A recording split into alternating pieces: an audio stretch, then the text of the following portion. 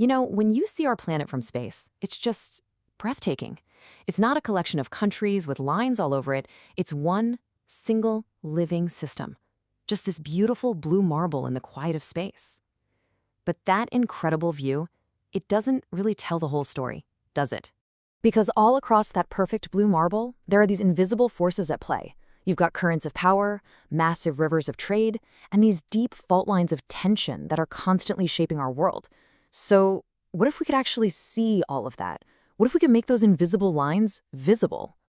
All right, so let's do just that.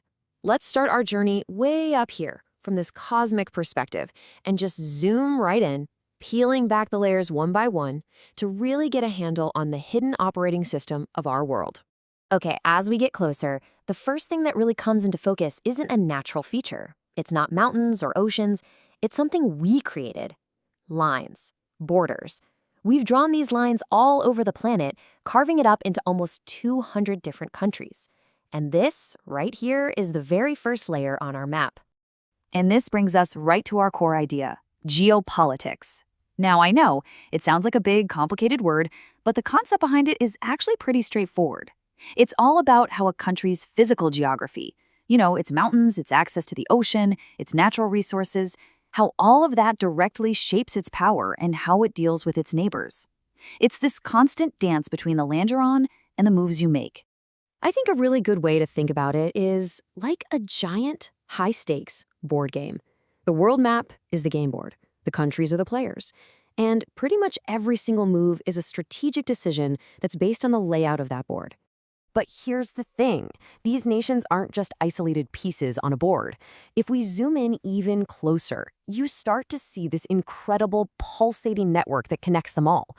We're talking about trade and commerce, what is basically the economic lifeblood of the entire planet.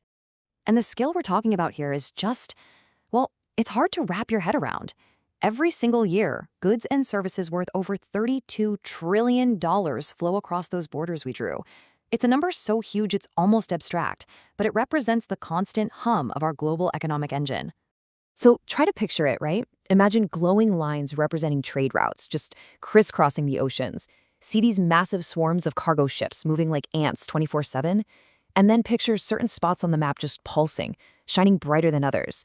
Those are the locations with critical resources, like oil or rare minerals, or the factories that make our computer chips. Controlling these routes and these resources, that is a huge part of the geopolitical game. So, this leads to a really crucial question, doesn't it?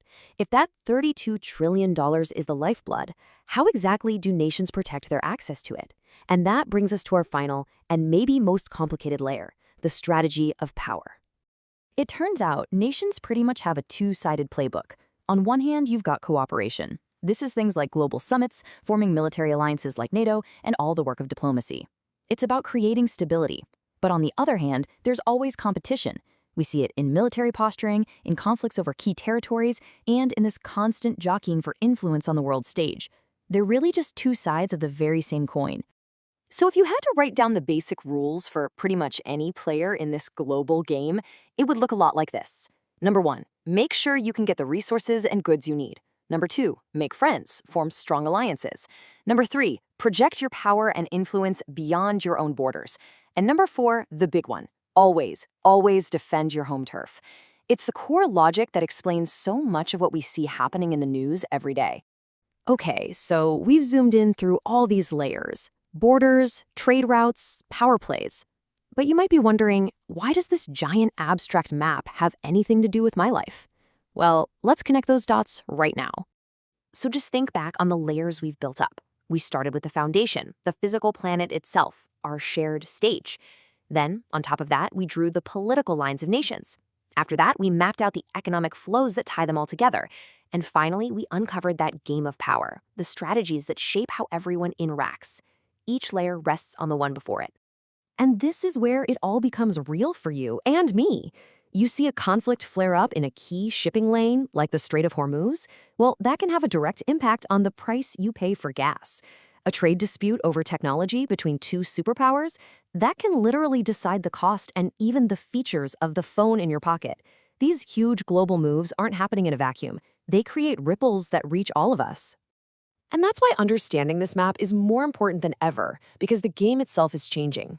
There are new forces stepping onto the board, forces that don't care about our borders, like climate change or the rise of AI. So the really big question for all of us isn't just about the lines on the map today, but how are these powerful new forces going to redraw that map tomorrow?